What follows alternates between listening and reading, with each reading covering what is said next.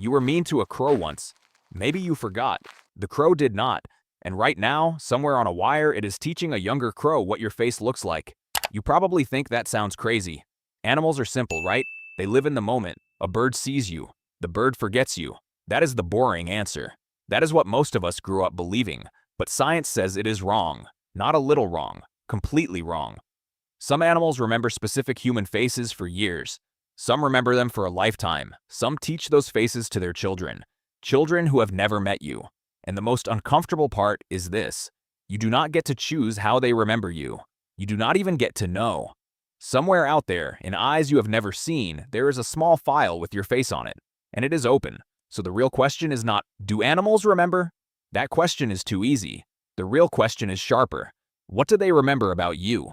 Not your name, not your job, not the version of yourself you show on camera. They remember what you did. They remember your face when you did it. And in some species, they hand that memory down to the next generation, like a story, like a warning, like a small dark folder passed wing to wing. Before we go further, one thing matters. Recognizing a face is not the same as holding a grudge. A camera can recognize a face. Your phone can recognize a face. That is just pattern matching. What animals seem to do is different. They link the face to a feeling. They link the face to a memory. They link the face to this one was bad. And they act on it later. Not once. Not by accident. Over and over. Some animals will scream at a face they have not seen in years. Some will refuse to come close to a person they once trusted. Some will pass that face along to their group. That is not just recognition. That is something closer to a story where you are the bad one, and you do not get a say in the ending. In 2006, a researcher named John Marsluff did something simple at the University of Washington. He put on a rubber mask, a creepy caveman mask. He went outside. He caught some crows. He marked them and let them go. Nothing harmful. But the crows did not like it. Then he took the mask off and walked around campus like a normal person. The crows ignored him. Then he put the mask back on. The crows went wild. They screamed. They dive-bombed. They warned every crow in earshot. Years passed. He came back wearing the same mask. The crows still screamed. But here's the strange part. New crows screamed too. Crows that had never been caught. Crows that were not even born when the mask was first used. Their parents had taught them. The mask had become a story in the local crow community, and the moral of the story was simple. That face is bad. Crows are not alone. Their cousins, the ravens, do it too. Maybe smarter. In 2017, scientists ran a game with ravens. The ravens had to trade a piece of bread for a tastier reward, like cheese. One human trainer played fair. They always handed over the cheese.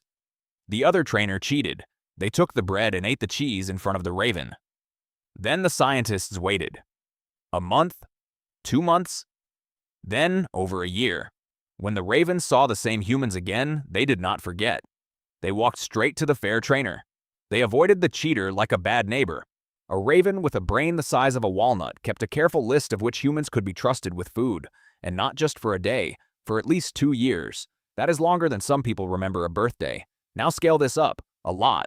Elephants live for about 60 years. Their leaders, the matriarchs, carry the memory of the whole group. They remember where water was during droughts they survived 30 years ago. They remember which paths are safe and which ones are not. And they remember people. Researchers have shown elephants pieces of cloth that smell of different human groups. The elephants stay calm around the scent of one tribe. They get tense around the scent of another. The first tribe does not hunt them. The second one has hunted elephants for generations. Some of the elephants alive today have never been hunted by these specific humans, but they know. Their mothers told them. Their grandmothers told them. This smell is the bad one. And so an elephant born last year already knows which kind of human to fear. You think you are a stranger to them. You are not. You are part of a group, and that group has a reputation. Dolphins do not use faces the same way we do. They use sound. Each dolphin has its own personal whistle, like a name. And here's what is wild. Dolphins can remember the whistles of other dolphins for over 20 years. In one study, a dolphin heard a recorded whistle of a friend it had not seen since it was a baby. It reacted instantly. That is older than some friendships you have. This one is not about being mean, but it tells us something bigger. Dolphins have long, detailed memories for individuals. They remember who was a friend, who was a rival, who shared food, who pushed them away. Some captive dolphins clearly prefer certain humans and avoid others. That preference does not fade. If you were the rude trainer at the aquarium, 10 years later, that dolphin still knows your voice. You are still on the list. Dogs are closer to home. Your dog is watching you. You already know that, but your dog is also watching everyone else. Researchers in Japan ran a test. A dog watched a stranger help its owner open a jar. Another stranger refused to help. Later, both strangers offered the dog a treat. The dog accepted treats from the helpful stranger. The dog ignored the rude one. The dog did not just see who was mean to its person. It judged them. Then it acted on it. Other studies show dogs remember a person who was harsh to them for at least a year, sometimes much longer. They lower their head. They keep distance. They do not need words. The body knows. And then there is the other layer. Dogs talk to each other through behavior. A dog that does not trust you will tell other dogs how to read you. You are not just dealing with one dog's memory. You are dealing with a circle of memories. At this point, a skeptic would push back. That is not memory, they would say. That is just conditioning, reward, and punishment. Animals link a face to pain. There is no real story in there. Fair enough. But that does not explain everything. A young crow that has never been caught cannot be conditioned to a mask it has never seen. A child elephant that has never met a hunter cannot be conditioned to that hunter's smell. And yet, they react. Something is being passed down. Call it conditioning if you want. But conditioning does not skip generations. Stories do. So why did this evolve? The answer is simple. Long memory is expensive. The brain has to store it. The body has to feed the brain. Animals only keep traits that pay for themselves. That tells us something blunt. For these species, remembering the bad humans paid off. A lot. Crows that screamed at the wrong face survived. Their genes stayed in the gene pool. Elephants that avoided the killing tribe lived to lead their families. Dogs that read humans well got food, shelter, and protection. Memory is not a gift. It is a tool. And the social animals that live a long time, in groups, with smart eyes, are exactly the ones who built that tool. Remembering you is part of how they stayed alive. But here is what we still cannot answer. We know they remember the face. We know they react to the face. What we do not know is how it feels.